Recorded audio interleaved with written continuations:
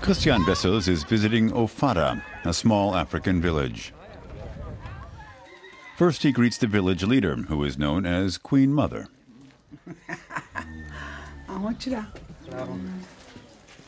Wessels is well known in the area.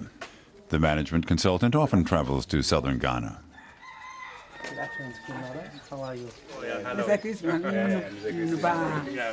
I'm fine. Wessels brought the concept of banking to Ofada, but he says it wouldn't have been possible without the help of the village leader. She was our first customer when we started this project last year. She sent an important signal to the villagers and surrounding region by showing everyone that this banking system is trustworthy. The bank employee arrives by bicycle. He cycles from village to village collecting savings. Previously, people here would hide their money in a safe place or give it to special money collectors in exchange for costly fees.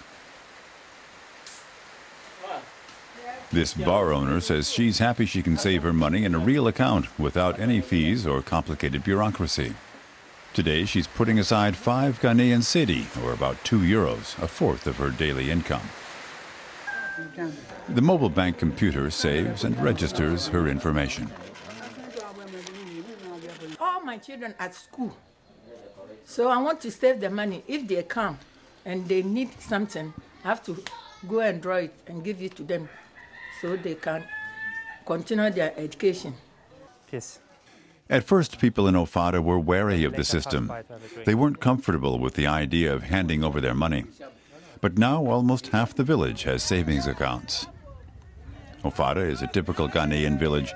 It's home to around 500 people. Most work in the fields or earn a living by fishing. Christian Wessels says Africa has always fascinated him.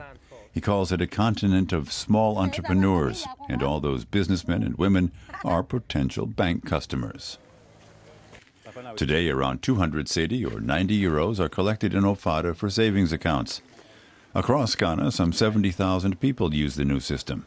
The transactions are processed at a local bank. Now Wessels is looking to the future and the rest of Africa. Africa is a huge continent with 500 million adults, but only 100 million of them have bank accounts. So banks have to reach out to the other 400 million. Not everyone has a lot of money, but with that many people, it adds up. In Nigeria, Christian Wessels is hoping to convince banks that serving Africa's poor is worthwhile. Many large financial institutes are represented here in the capital, Lagos. That big golden building is First Bank. The bigger tower behind it is UBA. May I just leave my bag here? Thank you very much. I'll just leave it here. So. Wessels has a meeting with Philips Oduwoza. The CEO of the United Bank for Africa Group is one of the continent's most powerful bankers. Nice to see you. Thank you very much for taking time. Only 20% of Nigerians have a bank account. But cell phones and internet access are widespread in Nigeria, and infrastructure is developing quickly. That has given a big boost to small businesses, and banks are discovering a new clientele. They need access to financing, they need credit facilities, and they need advisory services, and so on. Oduwoza believes Nigeria will experience economic growth in double figures in the coming years. Throughout Africa, economies are expanding and business is booming. Christian Wessels says that economic success will be even more powerful if all Africans, including those who do not yet have bank accounts, are included. Wessels works for strategy consultant Roland Berger's Africa team. At the moment, they still hold their meetings in a Lagos hotel, but soon they'll open up their own, larger offices. Africa is an increasingly important location for business consultants.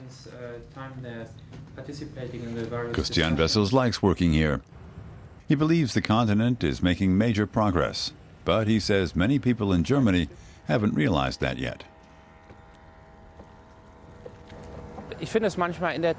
It really bothers me sometimes that so many people still talk about Africa only in terms of development aid.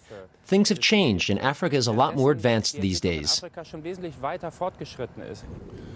Christian Wessels says he hopes large industrialized countries will finally start to pay more attention to African nations.